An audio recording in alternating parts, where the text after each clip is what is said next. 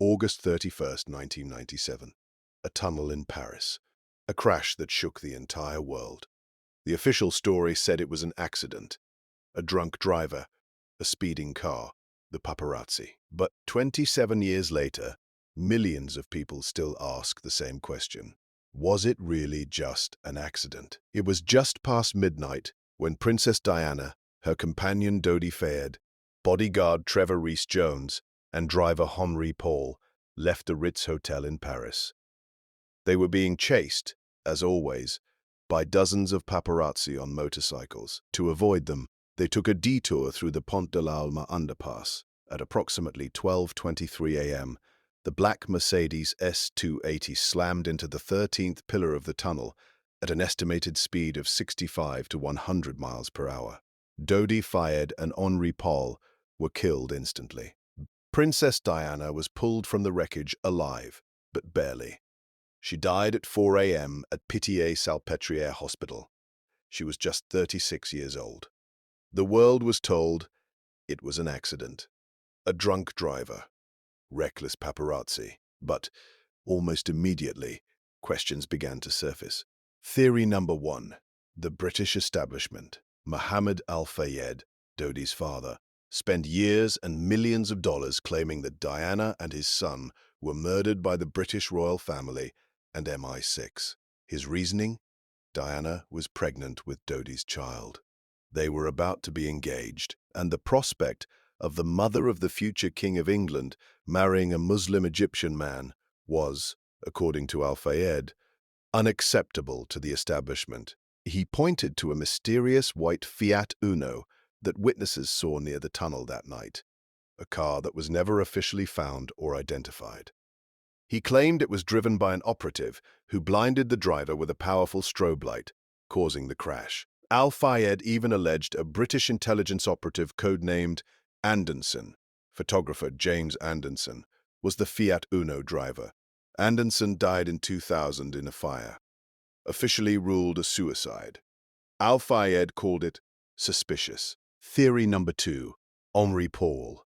The official investigation concluded that Henri Paul, head of security at the Ritz, was drunk, with a blood alcohol level nearly 3 times the legal limit. But his colleagues and friends were baffled. They insisted he showed no signs of intoxication that night. CCTV footage from the Ritz appeared to show him walking normally, talking coherently. Even more puzzling, when investigators looked into Henri Paul's finances, they discovered unexplained bank deposits totaling hundreds of thousands of dollars in the months before the crash. Was he a spy? An informant?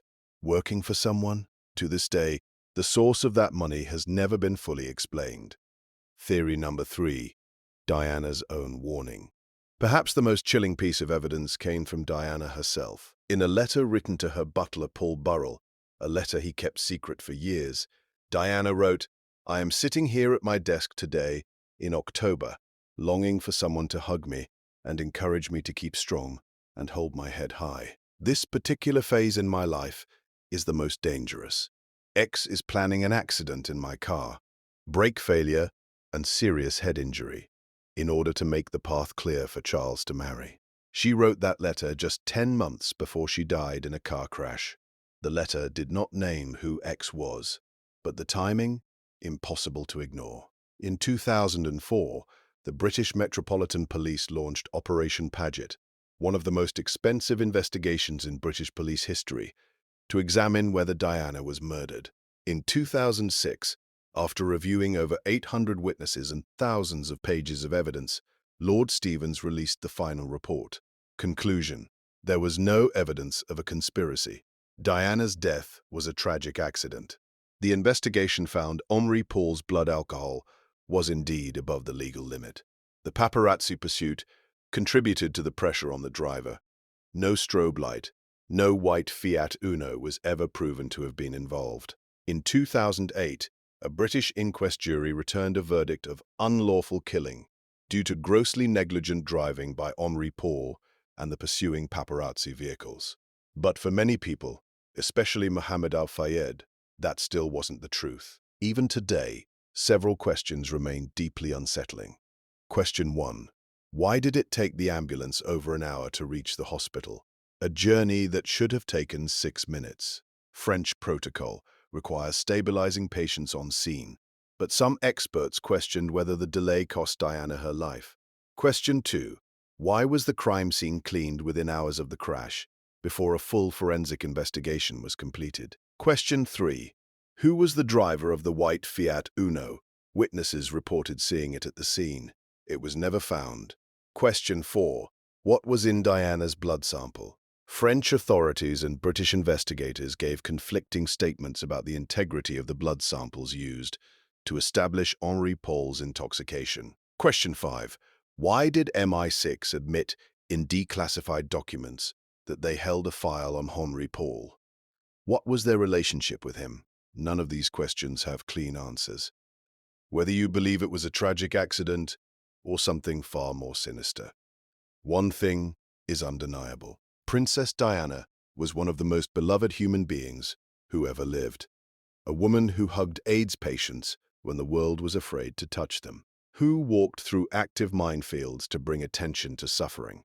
Who used her voice, even when the institution tried to silence her. She once said, "I'd like to be a queen of people's hearts."